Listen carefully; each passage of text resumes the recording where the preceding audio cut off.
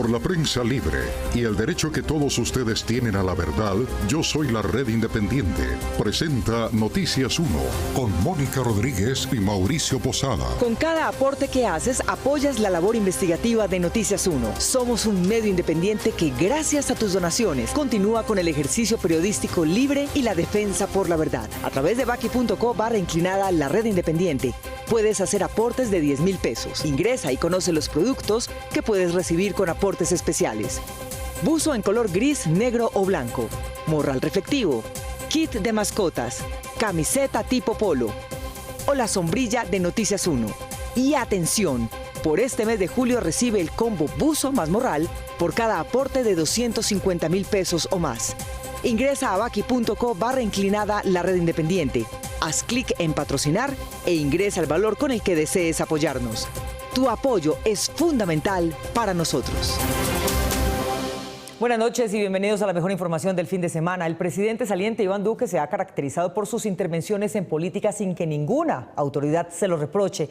Y después de elegido su sucesor ha aumentado el tono y la frecuencia de sus opiniones contra la administración que lo va a suceder. Juan Fernando Barona. Mónica, el presidente saliente cada vez que puede critica las propuestas o los proyectos que ha anunciado el gobierno Petro en un tono de opositor político más que de un mandatario de Colombia.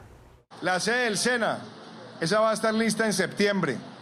Entonces, para que después no vengan a cobrarla a otros. Con esta frase de Duque en la inauguración del mirador del municipio de Gómez Plata, el presidente reiteró de manera burlona y brusca sus declaraciones en contra del gobierno entrante, desde cuando se decretó el triunfo electoral de Gustavo Petro. Me llamo Gustavo Petro y soy su presidente.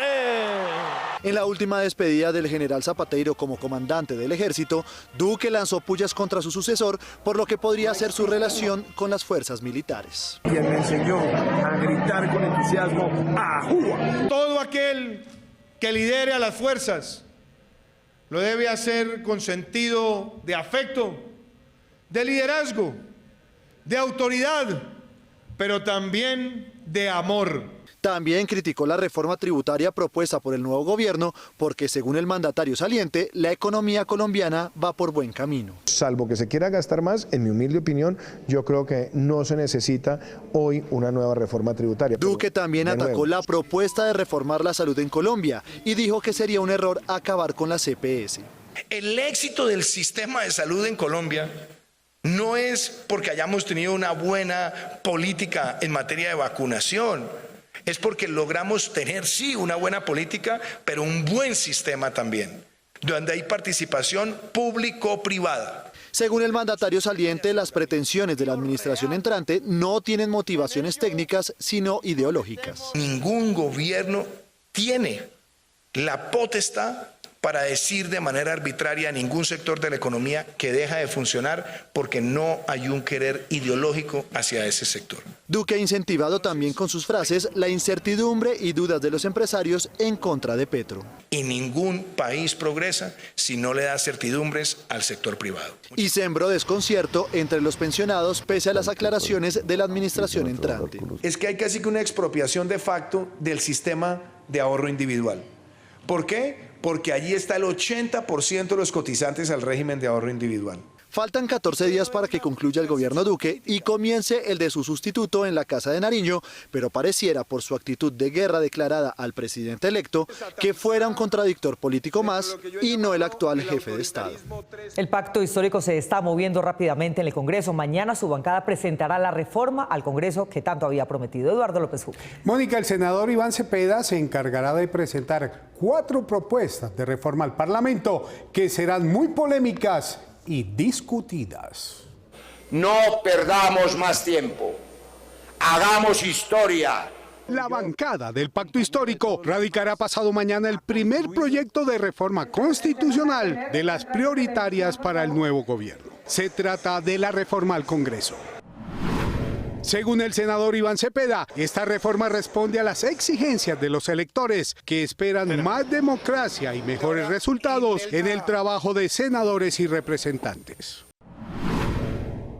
El primer punto del proyecto se refiere al límite máximo de permanencia de un congresista en el Capitolio, permitiendo la llegada de nuevos liderazgos a la rama legislativa.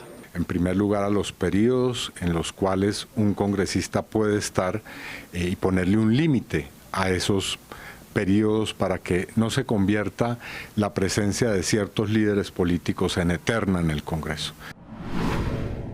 El segundo punto reduce los periodos de receso cuando no trabajan los parlamentarios. Hoy solo laboran 8 meses y 3 días a la semana. En segundo lugar, vamos a limitar los recesos que tiene el Congreso en su actividad. Vamos a cortar las vacaciones, por decirlo de alguna manera.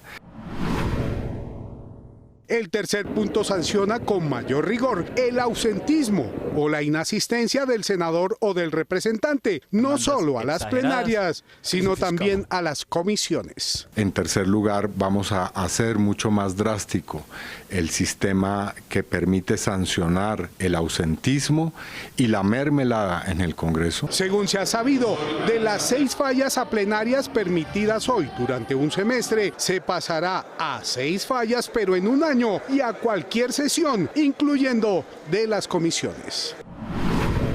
El cuarto punto se relaciona con las asignaciones percibidas en dinero por parte de los congresistas mensualmente. Por último, vamos a introducir una reforma en el régimen salarial de los congresistas. El senador Cepeda recordó que hay un mandato ciudadano para reformar el Congreso que votaron 11 millones de colombianos en la consulta popular anticorrupción y que fue refrendado por los 11,5 millones de votos que le dieron la presidencia de la República a Gustavo Petro. El nuevo presidente del Senado, Roy Barreras, le dio posesión hoy a la senadora Piedad Córdoba en la habitación hospitalaria en la que ella se recupera del COVID en Medellín. Al anunciar su actuación, dijo que las diferencias políticas no serán motivo para negar derechos constitucionales. Los congresistas Guadid Mansur, Yamil Arana y Ape Cuello habrían reclamado coimas a ciertos alcaldes en sus zonas políticas para promover proyectos OCAD según hallazgos preliminares de la investigación de la Corte Suprema. Miguel Ángel Peñaranda. Mónica, para la verificación de la participación de ellos en el caso de las marionetas de Mario Castaño, la Corte llamó a declarar el viernes de esta semana al consejero del posconflicto Emilio Archila del gobierno saliente. La Sala de Instrucción de la Corte Suprema abrió investigación en contra de los representantes Guadid Mansur, Yamil Hernando Arana Padawi y Alfredo Ape Cuello del Partido Conservador y contra el senador Juan Sami Merek, también de ese partido, por presuntamente recibir coimas por ayudar a adjudicar proyectos de paz. Frente a los temas de la propiedad privada. El documento del Alto Tribunal advierte que los congresistas serán investigados por conformar una empresa criminal para cobrar por proyectos. Los mencionados habrían recibido coimas que oscilaban entre el 2 y el 12% por su intervención en la contratación para la ejecución de proyectos. Para la Corte es necesario determinar el nivel de participación de los congresistas en esos contratos, advirtiendo que están en la recolección de pruebas y testimonios. Entre ellas, escuchar la declaración al señor Emilio Archila Peñalosa el próximo 1 de agosto de 2022. Todo lo que conté, todo lo que dije va a servirles mucho a la Fiscalía. La Sala de Instrucción tiene en sus manos información relevante de 27 proyectos de inversión aprobados por el OCAD Paz por más de 437.000 millones de pesos, en los cuales estarían involucrados los 4 congresistas. Entre los proyectos involucrados estarían los de deportes y recreación en Pinillos, Bolívar, por 3.049 millones de pesos y destinación de recursos para transportes por más de 70.000 millones en Córdoba, Sincelejo y Risaralda. Del mismo expediente en la Corte hacen parte una denuncia que describe cómo el representante Alfredo Ape Cuello y el senador Juan Sami Merek, al parecer, habrían recibido el 5% de los dineros aprobados por el OCAD Paz. Los congresistas se encargaban de impulsar los proyectos de los municipios PEDET, cuyos alcaldes estaban dispuestos a pagar las coimas. Alfredo Ape Cuello, quien completó 5 periodos como representante por el departamento del Cesar, fue investigado por presuntos nexos con paramilitares y mencionado dentro del denominado grupo de los Bulldozer, que fue comprado por Odebrecht. El 18 de agosto el nuevo Congreso se reunirá para elegir al nuevo Contralor, pero no necesariamente de la lista que elaboró el anterior Congreso y que luego corrigió después de una sentencia, pues hay 2 acciones judiciales para modificarla. Víctor Ballestas. Mónica, Mónica, la nueva oposición dice que el pacto histórico está buscando que en la nueva lista se incluya a Julio César Cárdenas, que tiene el puntaje requerido, y que el magistrado que estudia el desacato es de la misma cuerda política. Dos decisiones judiciales de tribunales de Cundinamarca y Medellín y un incidente de desacato presentado ante el primer fallador enredan la elección del sucesor o sucesora de Carlos Felipe Córdoba en la Contraloría General. El de los ciudadanos. Primero, el Tribunal Administrativo de Cundinamarca ordenó rehacer la primera lista que hizo una comisión del Senado compuesta y organizada por su cuestionado expresidente, el conservador Juan Diego Gómez, quien corrió con ese tema para lograr elegir al nuevo Contralor General antes de que se posesionara el nuevo Congreso y el nuevo gobierno. El tribunal le fijó dos criterios: mejores calificaciones y cumplimiento de la ley de cuotas, es decir, presencia de la mujer en al menos un 30% del listado. Por su parte, el Tribunal Superior de Medellín ordenó elaborar una nueva lista con el condicionamiento de hacer paridad de género, es decir, 50% hombres, 50% mujeres. En los 20 apenas hay 5 nombres de señoras. El 16 de julio, la Comisión Accidental del Congreso se reunió de manera virtual para cumplir lo ordenado.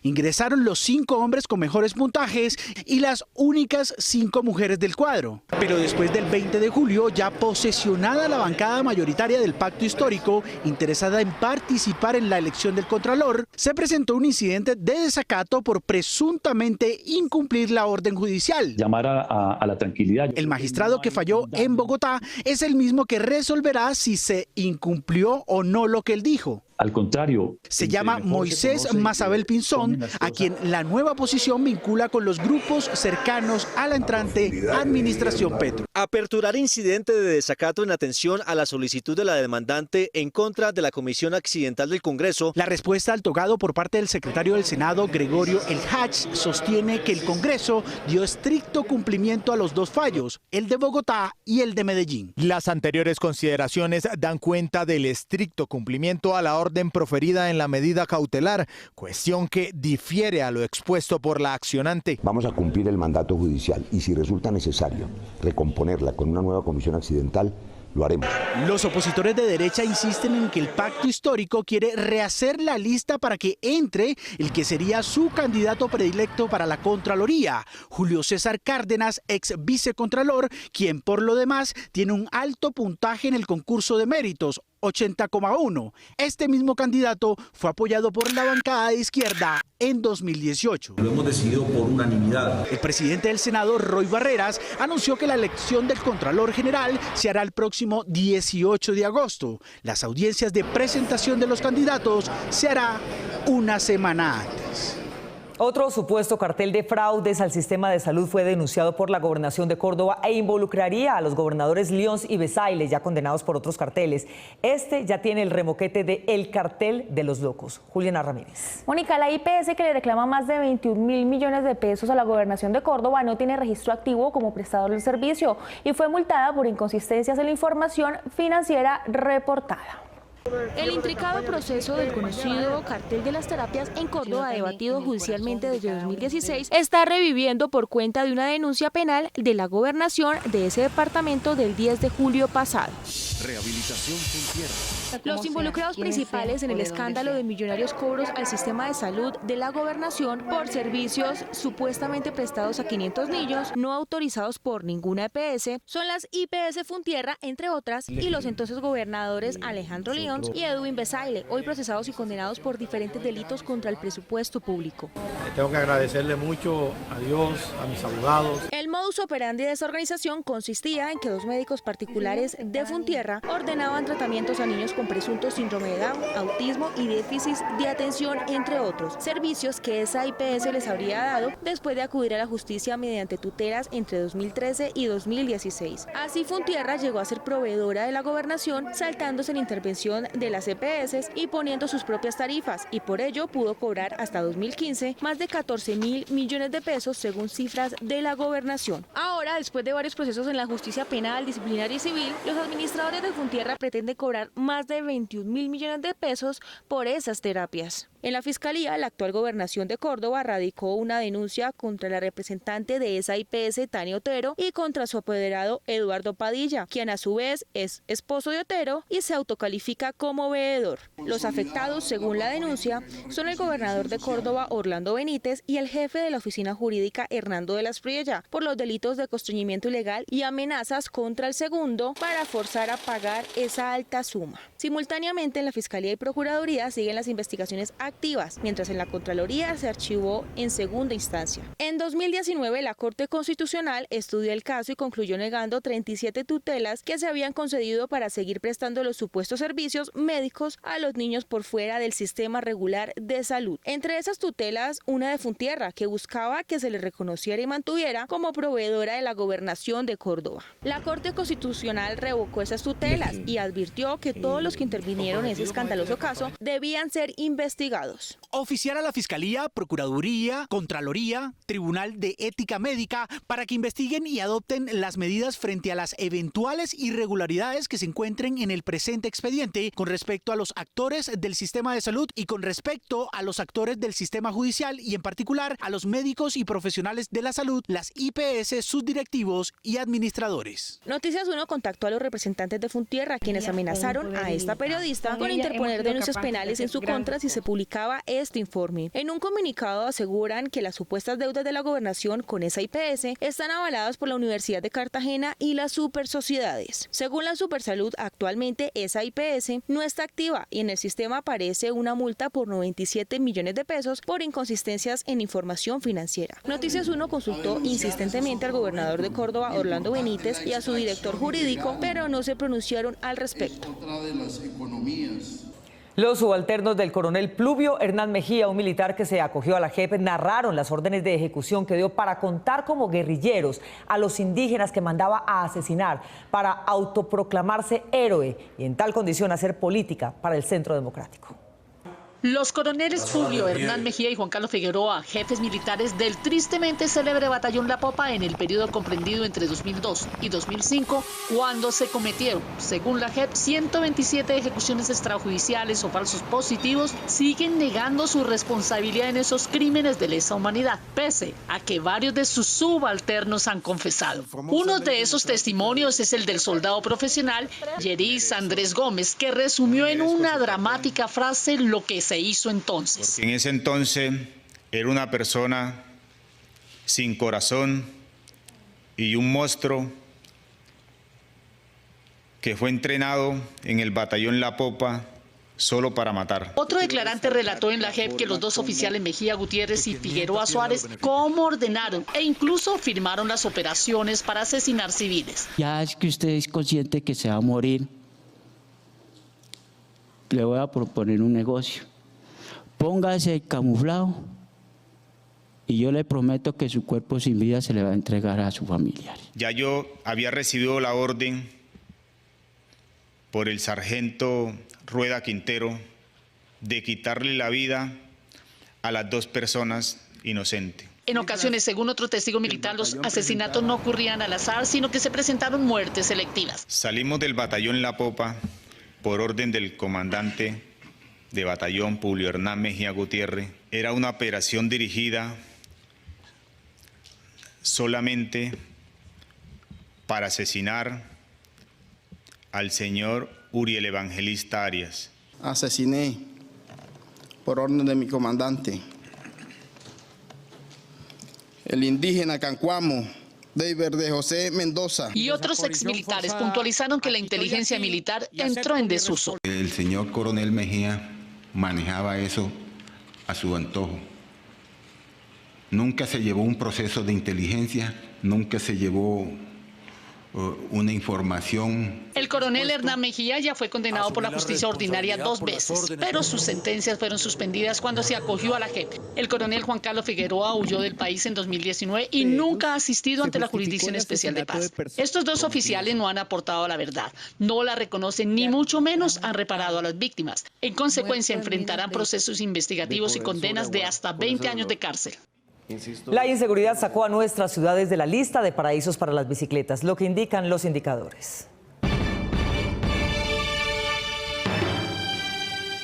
El índice global de ciudades en bicicleta mide la seguridad, la infraestructura, el uso exclusivo o compartido de vías y los programas de la ciudad para los usuarios.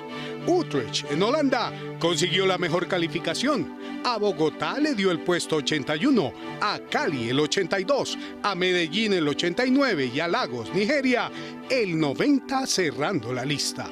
Esto indica que la inseguridad nos baja de la bicicleta. Esto es lo que indican los indicadores. Al precio que está el dólar no es tiempo de viajar, pero si toca por cuestiones de estudio, pues le conviene escuchar los siguientes consejos. Estudiar en el extranjero es el sueño de muchos, no solo por lo que implica el reto académico, sino también por el intercambio cultural. Sin embargo, ahora con el dólar por las nubes, se piensa 2 veces antes de asumir el riesgo. Los tiquetes están más caros, algunos créditos educativos se transan en dólares y el costo de vida en esos países está disparado.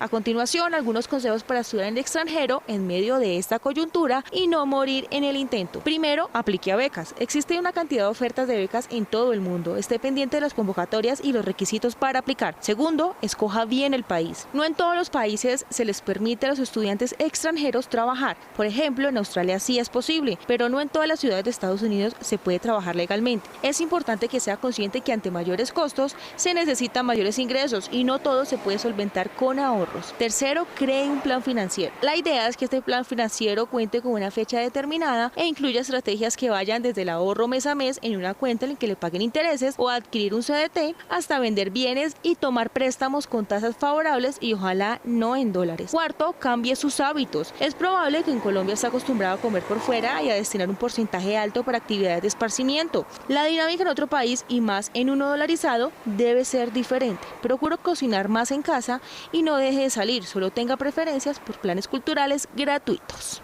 Origami es un robot tan pequeño como la punta de un dedo meñique, capaz de explorar el cuerpo, detectar enfermedades y eventualmente curarlas. El origami consiste en hacer formas con papel doblado, cuyos principios el Laboratorio de Ciencia Informática e Inteligencia Artificial de Massachusetts, la Universidad de Sheffield y el Instituto de Tecnología de Tokio desarrollaron un robot de origami que ya están probando en la medicina y que al desplegarse sobre sí mismo por una serie de imanes, a partir de una cápsula ingerida se arrastra por el estómago. Por ejemplo, saca el cuerpo extraño que un niño se tragó. También tiene la posibilidad de vendar heridas internas o tomar muestras dentro del estómago. Además, puede desplazarse por agua, tierra o aire, hasta recoger objetos. El pequeño robot, llamado Primer, cuenta con su propio motor y es considerado un pequeño cirujano que puede realizar procedimientos dentro del cuerpo sin necesidad de hacer una incisión. Aunque esta semana hubo 75 muertos más que la pasada por cuenta del COVID-19, el Ministerio de Salud sostiene que en las próximas semanas se estarán reduciendo los contagios. Camilo Calán. Mónica, no obstante la tendencia, la Secretaría de Salud ordenó medidas de contención y recomienda usar el tapabocas en hogares geriátricos, estaciones y medios de transporte. La actual tasa de contagio de COVID es de 12.319 casos por cada 100.000 habitantes. Esta semana se registraron 238 fallecidos, 75 más que los reportados la semana anterior. Evidentemente, hemos tenido la última semana un crecimiento en el número de fallecidos, más de 230 fallecidos en el territorio nacional, lo cual nos da una voz de alarma importante frente al desempeño de la pandemia y a la afectación. Los departamentos que más aumentaron en casos durante esta última semana fueron Boyacá, Nariño y Norte de Santander, mientras que los casos activos que hay en Colombia son 27.199 y la positividad a nivel nacional está en 25,9, aunque los pacientes hospitalizados son menos. Tenemos una reducción en el número de pacientes hospitalizados en camas de cuidado intensivo, lo cual nos da una idea de que al futuro esta tendencia en pocas semanas va a tender a reducirse. A pesar de que Bogotá ha tenido una disminución en casos y fallecidos durante la última semana, la Secretaría de Salud Distrital pidió extremar las medidas de autocuidado y completar los esquemas de vacunación y refuerzos, mientras que el uso de tapabocas en la capital del país es obligatorio en instituciones de salud, hogares geriátricos, transporte público, estaciones de transporte masivo, así como personas con sintomatología respiratoria. Con relación a los fallecimientos reportados por esta enfermedad en la capital del país, en la última semana disminuyeron en un 13,3% en comparación con la semana anterior. Se reportaron 47 muertes en Bogotá. Los niños de una escuela rural dejaron de asistir a clases porque en el salón y el recreo se mareaban y desmayaban por el olor a hidrocarburos. Vecino a la escuela, a un lado, está una estación de gas natural que admite viejas filtraciones. Del otro lado, el hospital municipal. ¿Qué tal esto?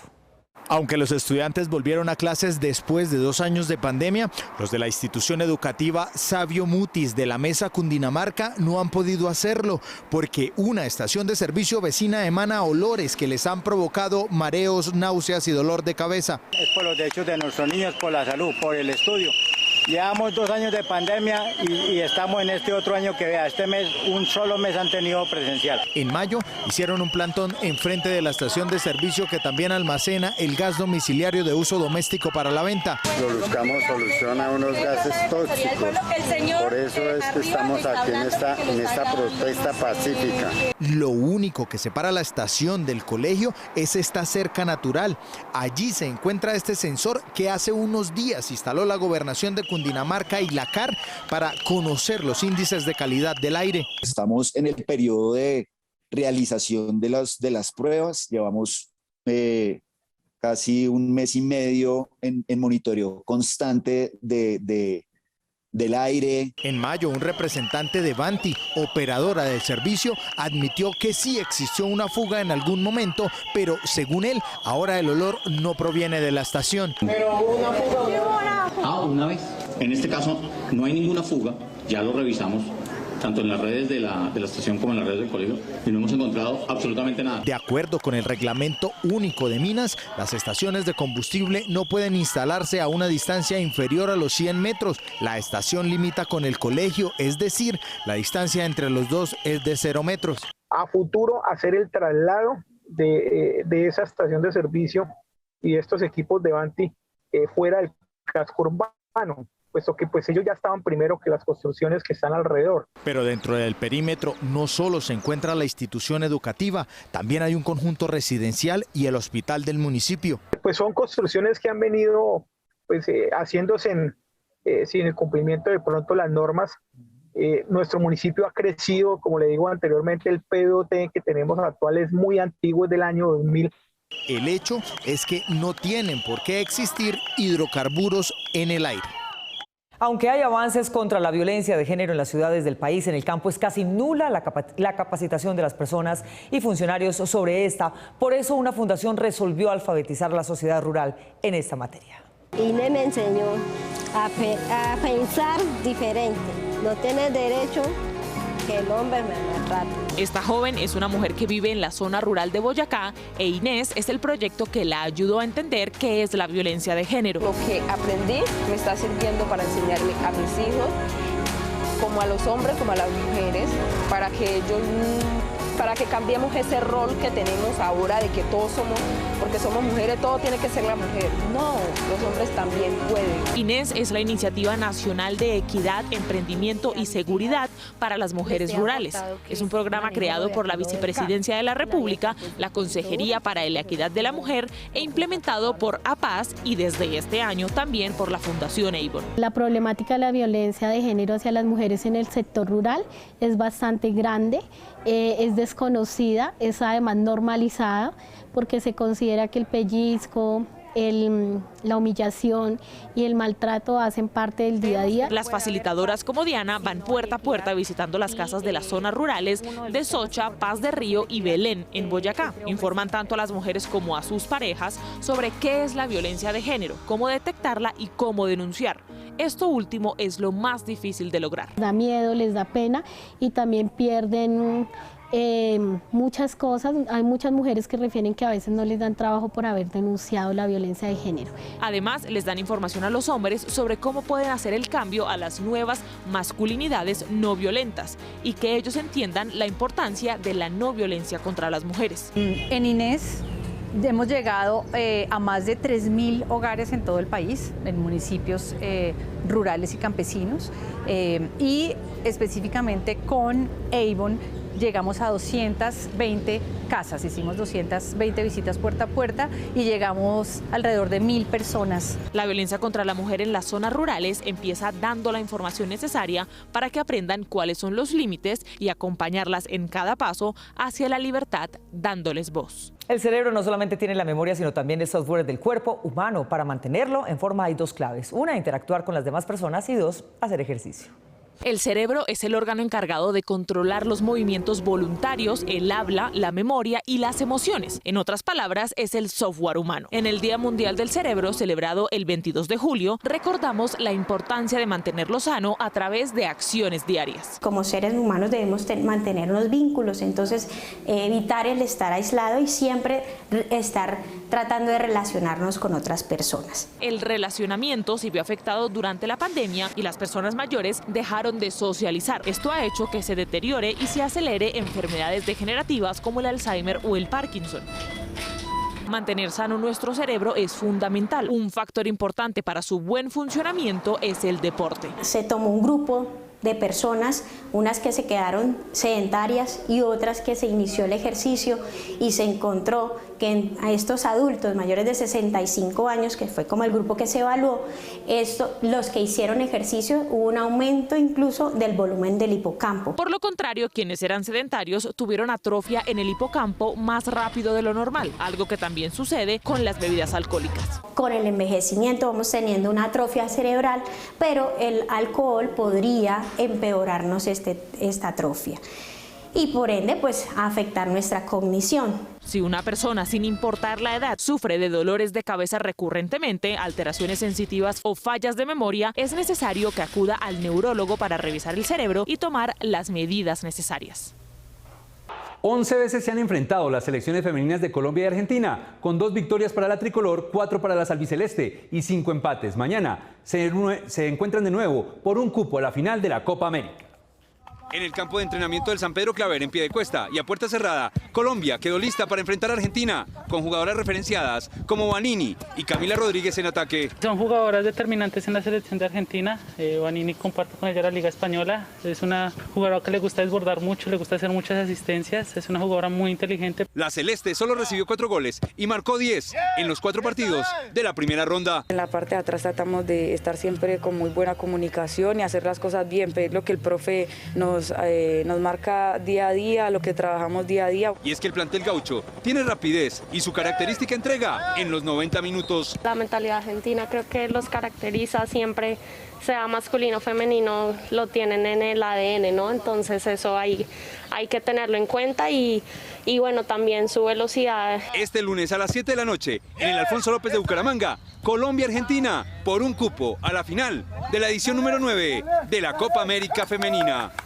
Con cada aporte que haces, apoyas la labor investigativa de Noticias 1. Somos un medio independiente que, gracias a tus donaciones, continúa con el ejercicio periodístico libre y la defensa por la verdad. A través de baki.co/inclinada la red independiente, puedes hacer aportes de 10.000 pesos. Ingresa y conoce los productos que puedes recibir con aportes especiales. Buzo en color gris, negro o blanco. Morral reflectivo. Kit de mascotas. Camiseta tipo polo. O la sombrilla de Noticias 1. Y atención, por este mes de julio recibe el combo buzo más morral por cada aporte de 250.000 pesos o más. Ingresa a baki.co/inclinada la red independiente. Haz clic en patrocinar e ingresa el valor con el que desees apoyarnos. Tu apoyo es fundamental para nosotros. El técnico Mourinho, ahora a cargo de la Roma de Italia, fue abordado el viernes por una pareja de aficionados que en principio le pidió posar con ellos para una fotografía, pero al novio se le ocurrió otra idea de inmediato: tener al técnico como su testigo para su petición de matrimonio. El mismo club posteó el video que de inmediato se hizo viral, con reacciones que van desde el desprecio por el matrimonio, el deseo colectivo, hasta la felicidad eterna. Me ha costado mucho encontrarte. Quiero pedirte si te quieres casar conmigo.